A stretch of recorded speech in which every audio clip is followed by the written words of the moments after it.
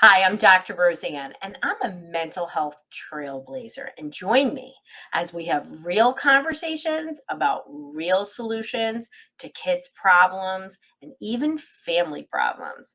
Today, we're talking about how to talk to family members who just don't understand your kids' behavior and how to have those conversations and to set boundaries. Let's dive in. So, when your kid is having a hard time and when it's really observable, man, does everybody have an opinion about their behavior? From your mother in law to the teacher to the mailman. I remember one time even the bagger at the grocery store had an opinion for me. Guess what? It's none of their business. So, let's talk about how to educate others or not and how to set boundaries. I love talking about setting boundaries. I have mentored, I don't know how many women. I used to be actually, Dr. Roseann used to be a college professor in undergraduate and graduate program it was accelerated program. It was like non-traditional students, my favorite, like people that hadn't had success. And so I've mentored a lot of people, including employees and a lot of women. And women in particular, listen to this, mamas, they're not great at setting boundaries. And everyone's got an opinion about your kid's behavior. Even Dr. Rose got an opinion about your kid's behavior. But you're going to listen to me because that's why you're here. And if you work one-on-one with us in our brain behavior reset program, you better listen to me. Otherwise, I kick you out. True story. But let's talk about this. So people try to give your opinion, and sometimes it's out of love. And sometimes when it's out of love, they'll say things to you like, Debbie, I'm super worried about Evan. He's doing X, Y, and Z, and none of the kids want to play with him anymore. Let's get to the bottom of it. Okay, that's super lovey. I would hope you would love up Debbie, and be like, Debbie, thank you for being my friend and having this hard conversation and creating a safe space for me to have this conversation. These are not typical conversations that happen.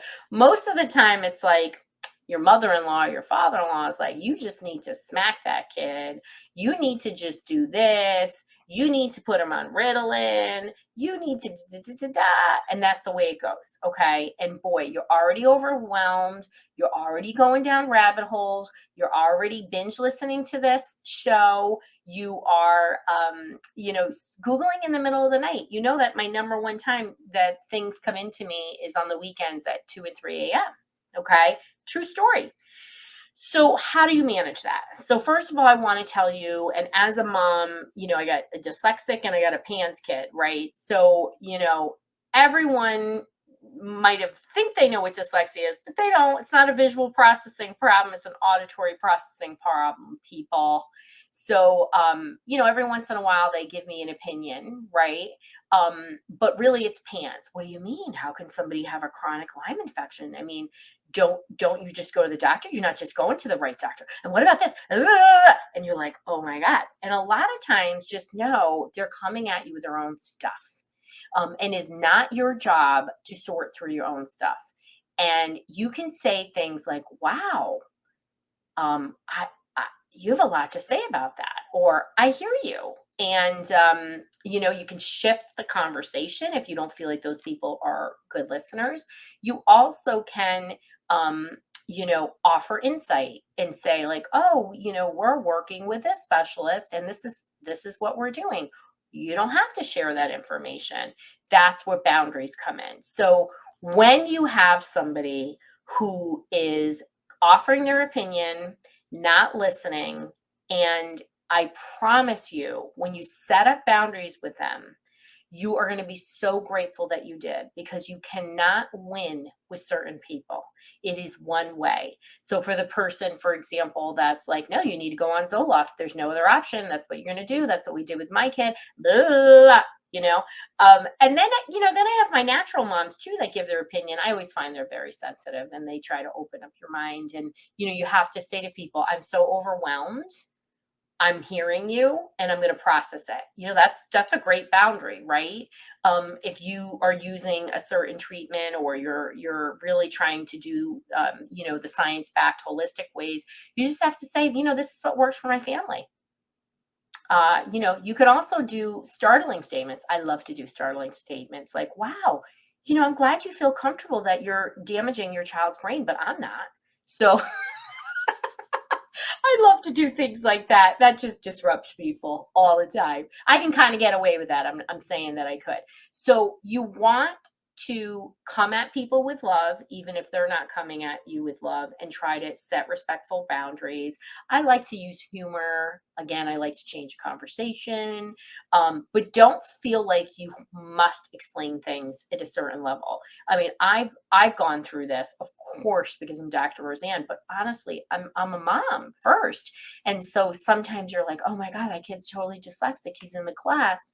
And they are not, remedying it. And they're choosing, the ski vacation over the dyslexia tutor. True story. And why? It's not my business. It's not my business. If people ask me an opinion, usually what I say to them is, please know this is what I do for a living. And if you're asking me for my opinion, I'm going to give you my opinion. And they're like, oh, okay, I want to hear it. You know what I mean? So I remember being at a birthday party once, and this woman kept asking me about psych meds. And I was like, I don't know how else to tell you this. I am not a psychiatrist, and I am vehemently opposed to psychiatric medication. So please stop asking me.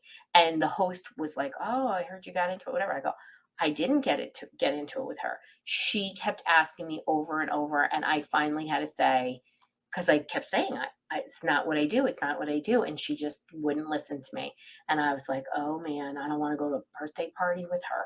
So, and that's okay when you set a boundary. Sometimes people get upset and it's always about them. It's never about you. So if you have a family member who's awesome and wants to learn, share information, right? Having a child impacted with Lyme disease in the Northeast, everybody's impacted by tick-borne infection. I want to scream it from the rooftops, right? And I was so happy yesterday. Our long-term tutor, Diane, who's been my friend since the late 90s, and she said that her husband, his friend, had a seizure and then had another seizure while he was driving. And he, just because of all the information I've always shared, he called up his friend and said, listen, have him tested for Lyme disease, because I know from, my wife's friend that it's a big deal. And that's exactly what it was. I think we saved his life, because they literally said, we have no idea what it was, and they didn't test for it. So great conversations can be had. And I think that we just have to keep in mind that where is that person coming from? Are they coming from a place of love? If they're not, set a boundary, shift the conversation, get out of there. It's not worth any kind of arguing. Absolutely never worth any kind of arguing. And people, hopefully, when they come at you with love, they want to offer some help and take help when people give it. So don't feel like you have to change the world. Don't tell anybody to F off, and shift the conversation, because you can save your energy for better things. And it's not worth this kind of discord of having with another person.